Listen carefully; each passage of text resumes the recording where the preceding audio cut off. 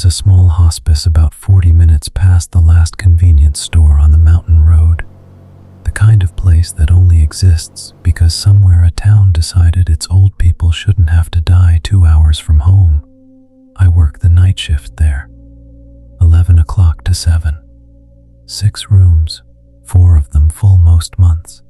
A kettle in the break room that takes far too long to boil, and a silence that has its own weight after 2 in the morning, the kind you can feel settle onto your shoulders like a coat.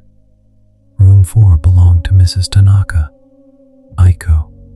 She came to us 11 months ago after a stroke left her bedridden, unresponsive on most nights, present in a way that was more like weather than conversation. 83 years old, according to the chart, though she looked both older and somehow smoothed of age, the way very sick people sometimes do. I did her rounds every night I worked. Temperature, catheter bag, the small adjustments that keep a body comfortable long after it has stopped being able to ask for comfort itself. I remember logging her temperature as 36.4 one night and thinking, not for the first time, that the pen in room 4 always ran drier than the others, like the air in there used it up faster. A small, boring thought, the kind you have at 3 in the morning when your brain is filling space so it doesn't have to think about the quiet. There was a shelf by her window with a single framed photograph on it.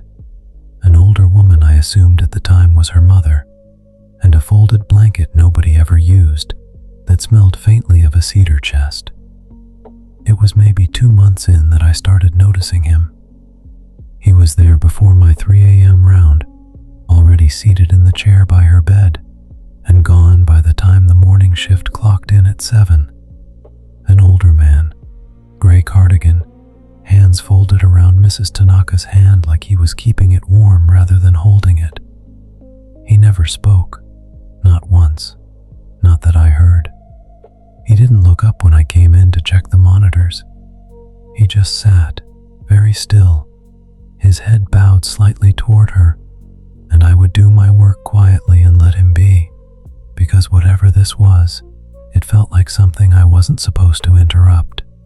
There was no name in the sign-in log. I checked once, thinking maybe I'd missed him coming through the front desk. Nothing. I decided a small facility like ours probably let a devoted husband come and go as he pleased, badge or no badge, and I liked that thought enough that I didn't ask twice. I did ask once, though, casually, to one of the day aides, over the vending machine.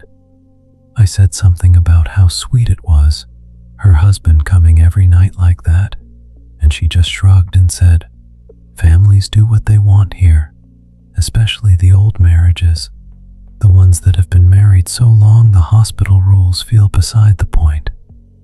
That was enough for me. I decided it was one of the good things about working somewhere this small, that a husband could just sit with his wife past visiting hours, and nobody made him sign anything. I started to like seeing the chair filled when I came in. It made room 4 feel less like a room where someone was dying, and more like a room where someone was loved. For a while, that was all it was. A comfort, a small private ritual I looked forward to without quite admitting it to myself, the way you look forward to a porch light being on when you drive home late. I even mentioned it once to my own mother on the phone, this sweet old man who never missed a night, and she said that's what real love looks like at the end, showing up whether or not anyone's watching. And I agreed with her, and meant it. Then I started noticing things I hadn't invented. He always sat on the same side of the bed, the side that faced the little shelf where the family had left a photograph of Mrs. Tanaka's mother. Always that side, never the other, night after night, as if the choice mattered to him. Sometimes his lips moved with no sound coming out at all, the shape of words I couldn't read from the doorway. Once I noticed his cardigan had a small tear at the left elbow. The same small tear, the same elbow, every single night, which struck me at the time as oddly tender, that a man might wear the same soft, worn thing to sit with his wife, rather than something newer and stiffer. unusual because a monitor had beeped. I came in and found the chair already warm under my hand when I moved to check her 4-line. Warm in a way that meant someone had been sitting in it. Except I had walked that hallway myself only minutes before, and there had been no one in it. I started timing my rounds around him. Not on purpose, I told myself. I found myself curious what time exactly he arrived, and I never once caught the actual moment. He was either not there yet, or he already was. I tried once to arrive on the hour exactly, on the dot, thinking I could finally catch the door opening, catch footsteps in the hall. I stood outside room 4 at 2:59 and walked in at 3, and he was already seated, hands already folded, as though he had been there the whole time, and I had simply failed, again, to see the moment it began. There was a smell that came with him, faint, cedarwood, the kind of aftershave a certain generation of men wore their whole lives and never changed. It lingered in room 4 for an hour or so after he'd gone. I liked that smell. It felt like proof of something ordinary and human happening in a room that otherwise smelled like antiseptic and old paper. It was Yumi, the senior night nurse, who I finally mentioned it to properly. We were restocking the supply closet, and I said almost fondly that Mrs. Tanaka's husband was about the most devoted visitor we'd ever had, night after night, never missing once. Yumi looked at me the way you look at someone who's said something slightly wrong without knowing it. She said Mrs. Tanaka didn't have a husband. Not anymore. She said he'd died 3 years before his wife was even admitted to us. A car accident on this same mountain road, before the hospice building had even gone up. She said it flatly, the way you report something you looked up once and never had reason to doubt again. I went and pulled the intake file that same night. I don't know what I expected to find. I found the widow's benefit paperwork, filed under Mrs. Tanaka's name 3 years before her stroke. I found a family folder with a photograph clipped inside, grainy, decades old. A man in a gray cardigan standing beside a much younger Aiko Tanaka on some unremarkable afternoon, his elbow even then worn thin at the same seam.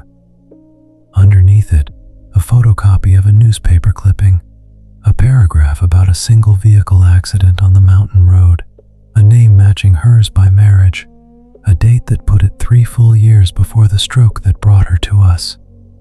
I sat with that folder open on my knees for a long time before I made myself close it and go back down the hall. I checked the sign-in log again, every page, going back months, just to be sure I hadn't missed an entry with his name on it. There wasn't one. I read the intake summary twice, slowly, the dates lining up exactly the way Yumi had said. 3 years, a mountain road, a name I now recognized from the photograph.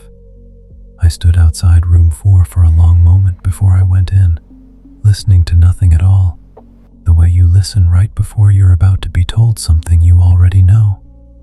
The chair was occupied when I opened the door. I did not run. I want that on the record, mostly for myself. I finished my round. I checked the 4-line. I did not look directly at him, and he did not turn to look at me. Not once, the whole time I was in that room. His hands stayed folded around hers. His head stayed bowed. When I left, the smell of cedarwood followed me out into the hallway and sat there for the better part of an hour, same as it always had. I kept working my shifts. What else was there to do? I told myself it changed nothing, that whatever he wasn't hurting her, that if anything he was doing exactly what a husband does, showing up night after night for someone who couldn't ask him to and couldn't tell him to stop. I found I didn't want him to stop either. That's the part I still don't know what to do with. Mrs. Tanaka died on a Tuesday, just before dawn, quietly, the way most of them go if they're lucky. I wasn't in the room when it happened, The monitor caught it, and the on-call nurse was there within a minute.